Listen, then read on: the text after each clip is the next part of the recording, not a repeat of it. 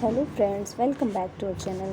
दोस्तों, आज मैं बात कर लेती हूँ कि जो आपका मैंने वीडियो बनाया हुआ था उद्यम सखी के बारे में, उसके आवेदन के बारे में, उसकी विज्ञप्ति के बारे में। तो आज मैं बात कर लेती हूँ सूक्ष्म उद्यम सखी के चयन की प्रक्रिया के बारे में।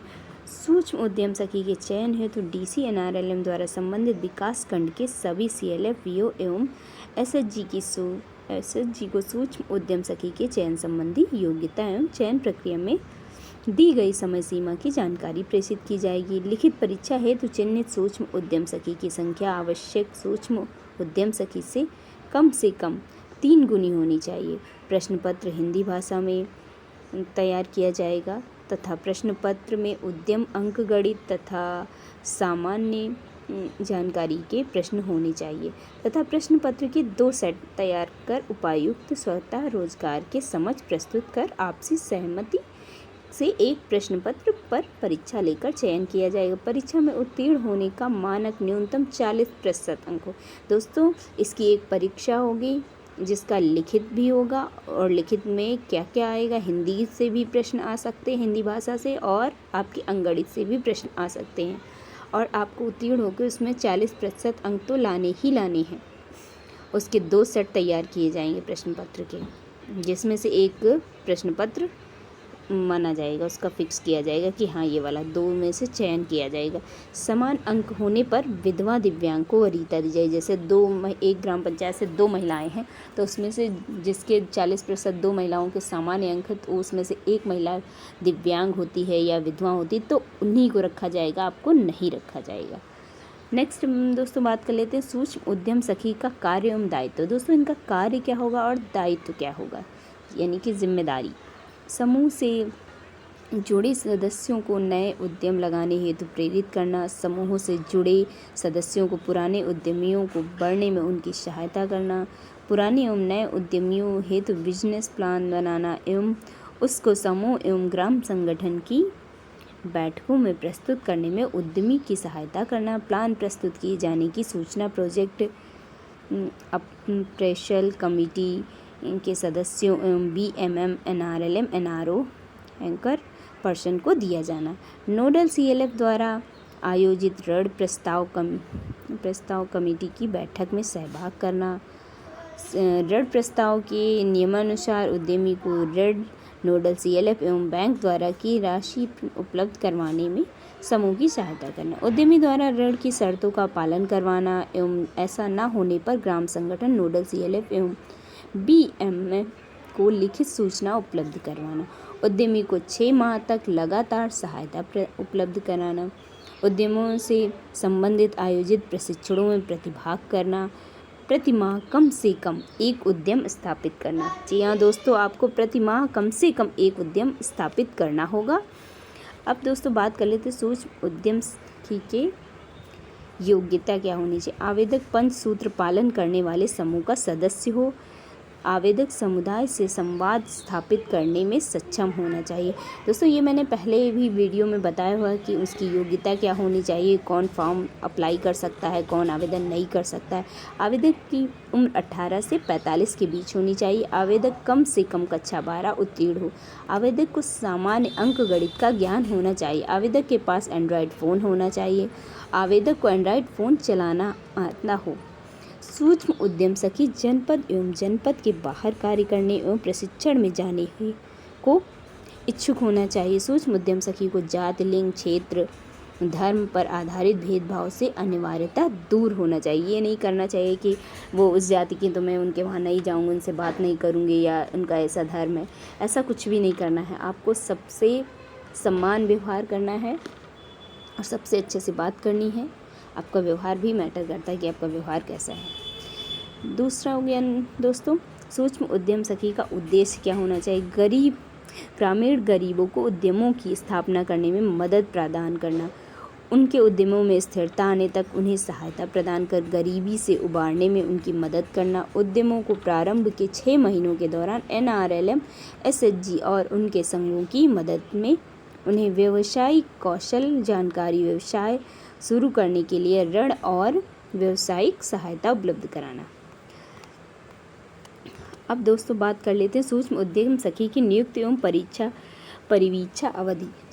समुदाय अनुसंधान व्यक्ति का न्यूनतम 7 दिवस का आवासीय प्रशिक्षण NRO द्वारा आयोजित किया जाएगा, जिसमें सामाजिक संग्रहण, भूमिकाओं और जिम्मेदारियों, व्यक्तिगत एवं संस्थागत को समझना,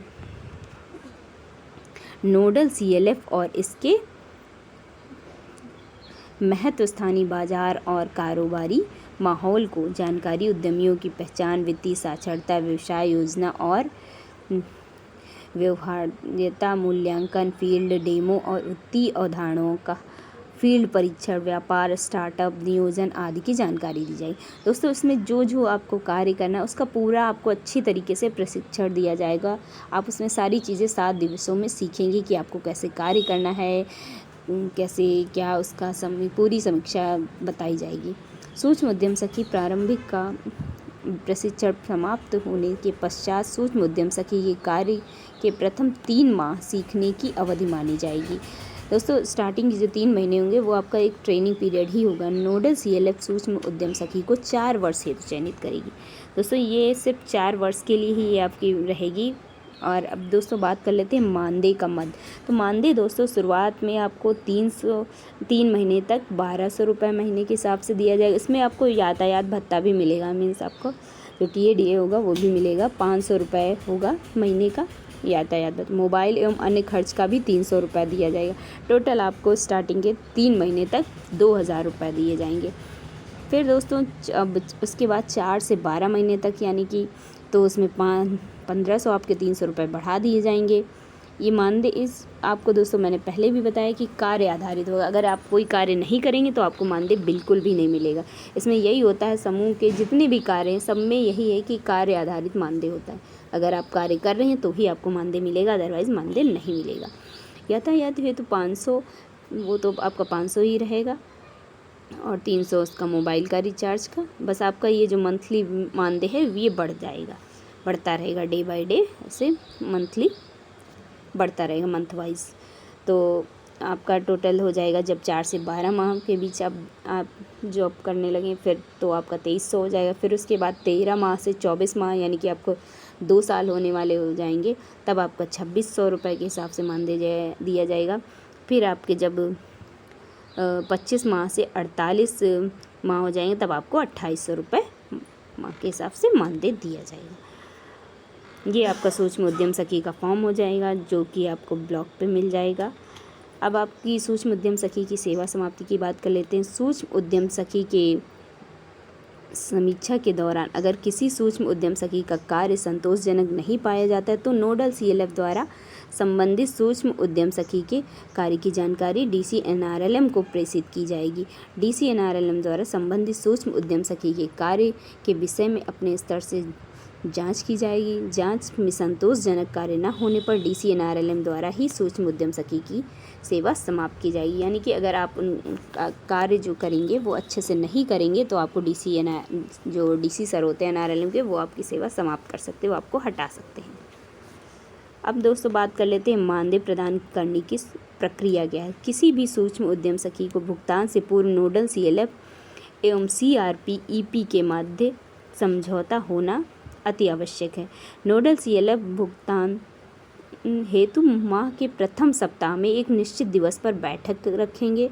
नोडल CLF सभी सूक्ष्म उद्यम सखी के कार्यों का अवलोकन ऊपर दी गई सारणी एवं सूक्ष्म उद्यम सखी कार्य प्लान के अनुसार करेगी। अवलोकन उपरांत भुगतान की समुचित राशि सूक्ष्म उद्यम सखी के बैंक खाते में दी जाएगी। जी हाँ, आपको कैश में नहीं दिया जाएगा, आपको आपके खाते में ये पैसा मिलेगा। सारी जानकारी निश्चित नोडल CLF की कार्यवाही पुस्तिका में दर्ज करना एवं CRP-EP के पास उपलब्ध भुगतान पासबुक प्राप्त कर दर्ज करना अनिवार्य। भुगतान पुस्तिका न उपलब्ध होने पर भुगतान नहीं किया जाएगा। यानी कि अगर उनके पास भुगतान पुस्तिका नहीं होगी तो आपका भुगतान नहीं किया जाएगा। ये ज़्यादातर वो चेक के माध्यम से ही करेंगे भुगतान आपका, RTGS के माध्यम से। तो दोस्तों मिलते हैं अपने नेक्स्ट वीडियो में। अगर आपको वीडियो पसंद आई हो तो प्लीज़ लाइक कीजिएगा और आगे अपने दोस्तों को शेयर कीजिएगा।